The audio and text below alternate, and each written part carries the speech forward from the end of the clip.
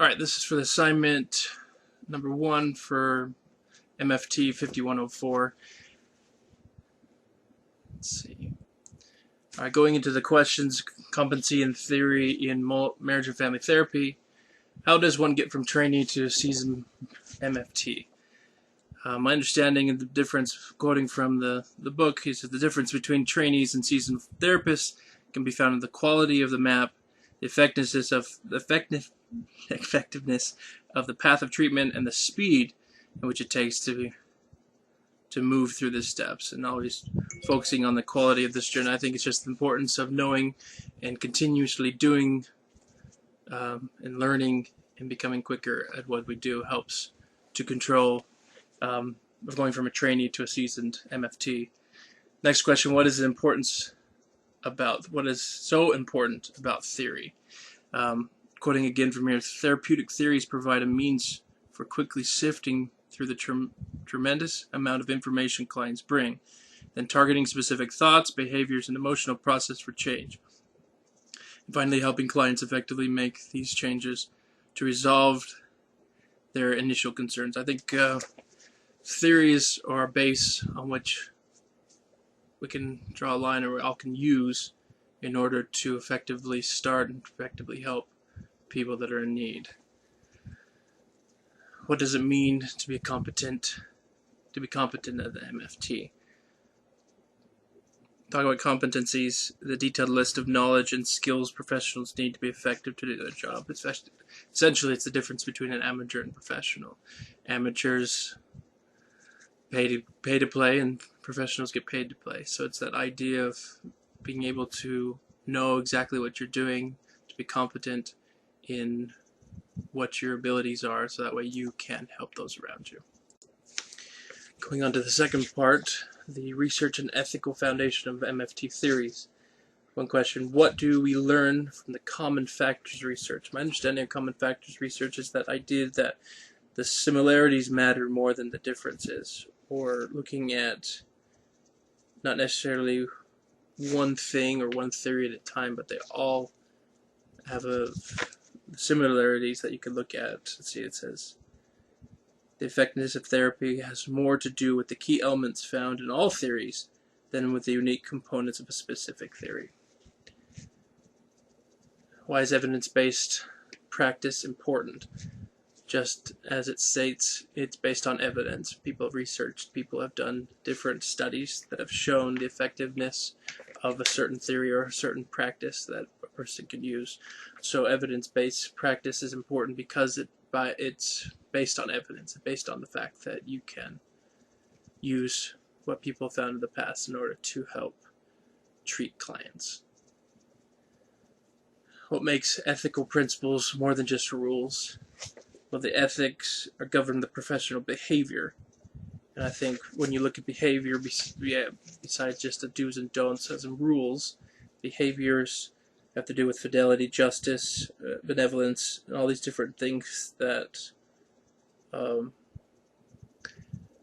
govern how you act to things and how you react to things, and how you just behavior is more than just the do's and don'ts. Okay, hopefully that answers that question. Alright, going on to the next section, philosophical foundations of MFT theories. What are the systematic principles that provide a foundation for the MFT field? Hopefully I understand this correctly, but just looking at a system as a family as a system, or the system that we grow up in, live in, that we're not defined by our individual abilities or individual problems, they're all combined together as a system. Systems has to do with homeostasis. Homeostasis is, in this case, it refers to the unique set of behaviors, emotional and interactional norms that create stability in the family and other social groups. This self-correcting, that bringing it back, talk about the cybernetics also in there, but using the negative and positive feedbacks that are created. Negative, love the way they put it in there, no new information. And that way, homeostasis stays the same. Or positive feedback, the new information, something is changing. And then in some cases, that leads to the first and second order change. First and second order change talks about the difference in homeostasis. Homeostasis, when a first order change is created,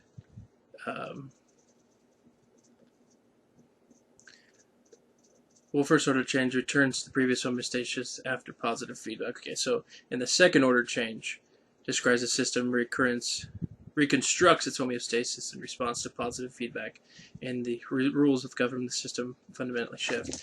I think that's one of the big things after reading this that may help me understand second order change, is that idea that homeostasis is changing. Second order change creates a different homeostasis, and first order change basically brings or maintains the same homeostasis that originally was there in the first place. Another element, I think, that goes into the foundations of the MFT, talks about double binds, the fact that we contradict each other, we control some family members in the way that we talk and communication.